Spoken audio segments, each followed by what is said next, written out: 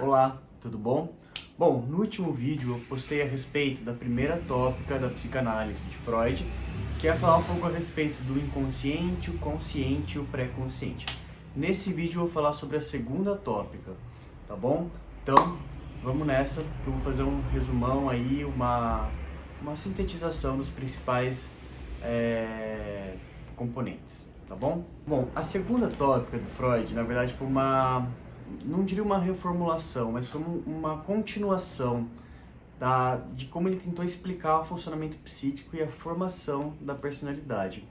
E a primeira tópica, que é consciente, inconsciente, pré-consciente, é uma tópica é um funcionamento mais estático, ou seja, cada coisa tem o seu lugar. A segunda tópica, ela já é mais dinâmica, entendeu? Então, é como se cada componente da psique interagisse entre si, com o objetivo de manter uma autorregulação da psique, né? Que no caso, de acordo com Freud, é a minimização do sofrimento e a maximização do prazer.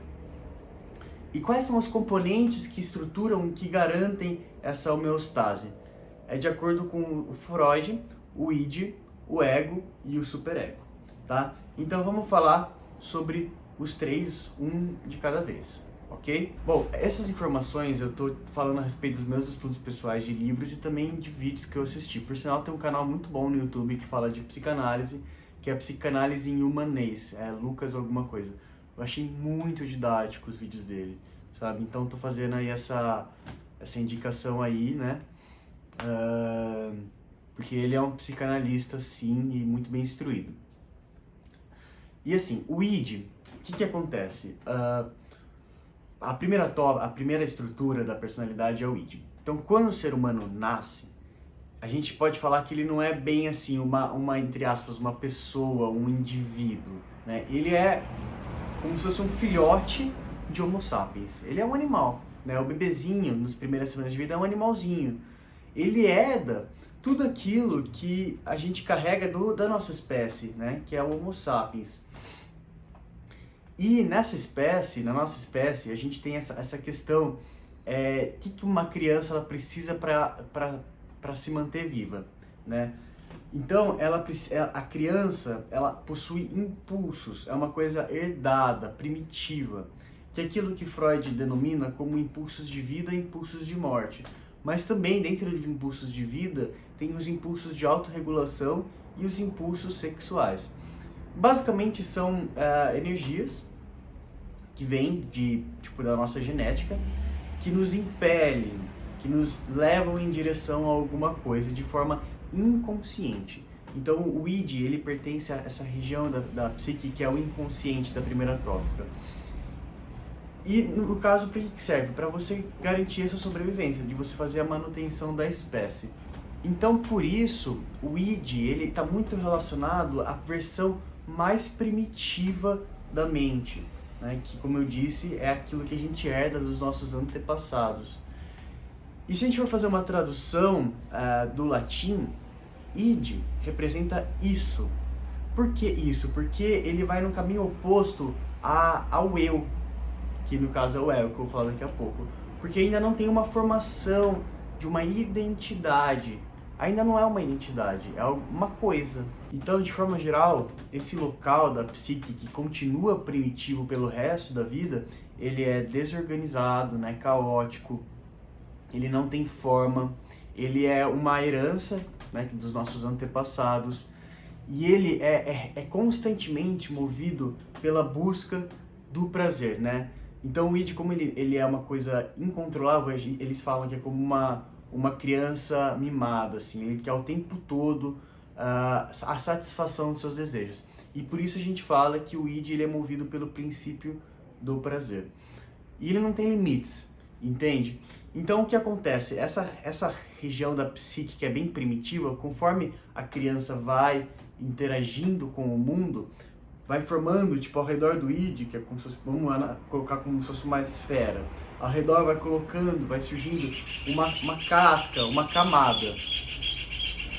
E essa camada vai sendo a constituição da personalidade, a constituição da pessoa, que é o eu ou o ego. E é nesse ego, né, que que é basicamente a forma que a psique se desenvolve para limitar essa busca incessante do prazer do id e esses impulsos primitivos, ou seja, é o contato direto do indivíduo com a sociedade que vai formando essas limitações daquilo que não é funcional numa vida em sociedade, que são os impulsos do id. Tá legal?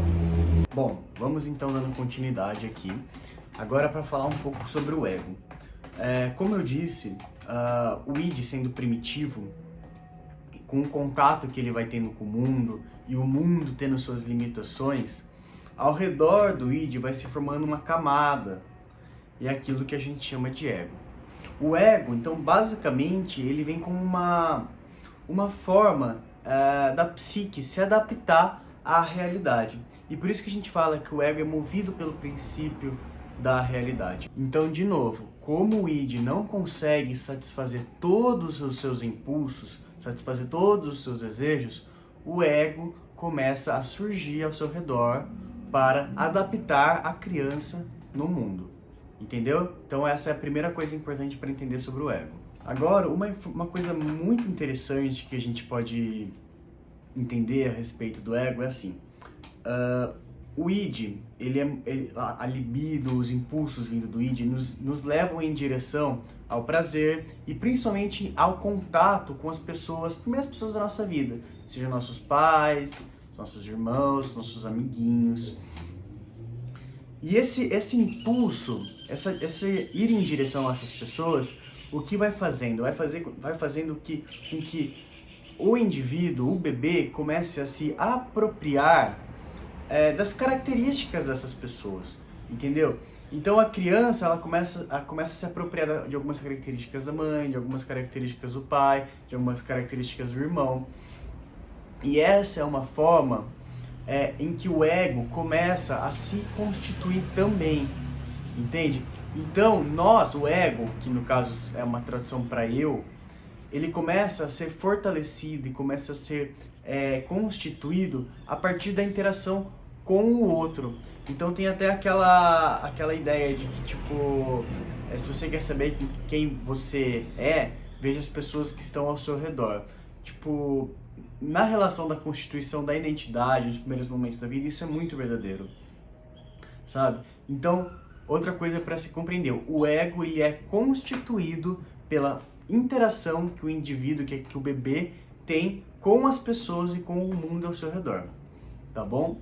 Então é muito interessante perceber como é que é constituído isso que o Freud denomina como eu, né? Que basicamente o eu ele é constituído pela realidade, pela interação que a criança, no seu sentido mais primitivo, vai tendo com aquilo que é real, com as limitações que ela encontra, com os bloqueios, tipo, você não pode passar desse sentido. Então, vai sendo criado camadas, padrões, jeitos de ser, jeitos de pensar daquilo que é certo e errado. Como também a interação que a criança vai tendo com as outras pessoas e com o mundo, e a identificação que ela vai tendo com falar assim, olha, é isso que é a realidade, é isso que é ser uma pessoa, porque eu estou vendo isso num outro, entende? Então vai sendo constituído a própria individualidade a partir dessas relações. Então a formação do ego é uma formação muito bonita, assim, de contato com a vida, como ela está sendo apresentada, sabe? E por isso que cada um é diferente, sabe?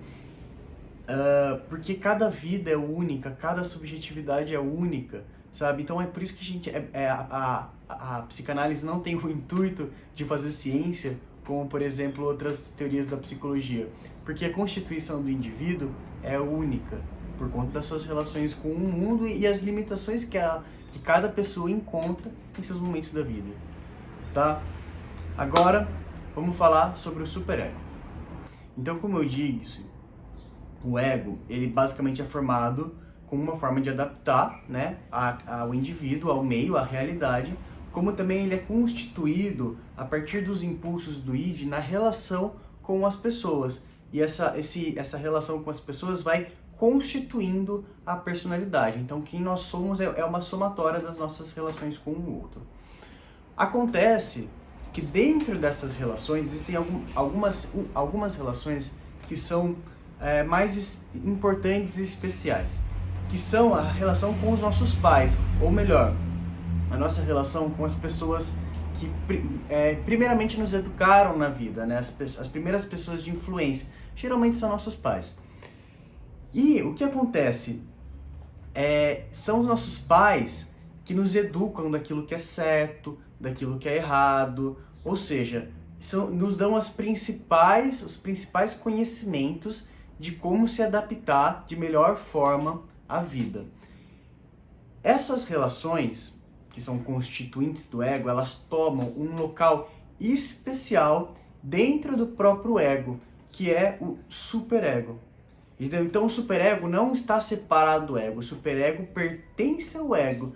Só que como são relações de autoridade, relações mais importantes dentro da constituição do eu, é por isso que se chama superego, entendeu? Porque as outras estruturas, as outras partes constituintes do eu, elas de uma certa forma estão um pouco submissas a essa parte que indica as ideias mais corretas e erradas a respeito da vida, que é aquilo que os seus pais te ensinaram, entendeu?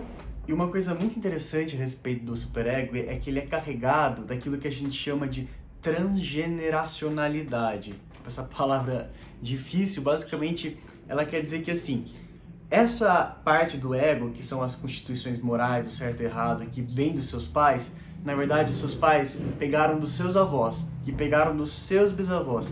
Então, essa parte do eu, na verdade, é uma representação da cultura. Você entende o que eu estou dizendo? A cultura como sendo uma constituição das relações entre as pessoas, familiares, antepassados e tudo mais. Então, você tem dentro de si, dentro da sua identidade, a cultura. Então, você é um ser cultural, entende? Então, isso é muito interessante e muito bonito de se pensar também. E o que acontece quando você não segue aquilo que o seu superego diz que é o certo ou o errado? Geralmente a gente se sente culpado, a gente se sente com consciência pesada. E esse sentimento carregado, pesado, é o que vai ditando pra gente, tipo, o que fazer e o que não fazer, sabe? Porque é meio que assim, vai gerando resposta no organismo, sabe? Então você, de uma certa forma, vai ditando sua vida conforme nessas leis morais aí que você aprende com o passar da vida. Tá bom? Então, gente, basicamente é isso. A segunda tópica do Freud, essa tópica dinâmica aí entre ego, superego e id. Eu espero que você tenha entendido, tá? Eu indico que você assista os vídeos do Psicanálise em Humanês, do Lucas Napoli, alguma coisa assim. Achei muito instrutivo, muito didático. E é isso, tá bom? Então, se você não curtiu o vídeo, curte aí, se inscreve para receber mais vídeos aí do canal. Valeu, um abraço e até a próxima. Tchau, tchau.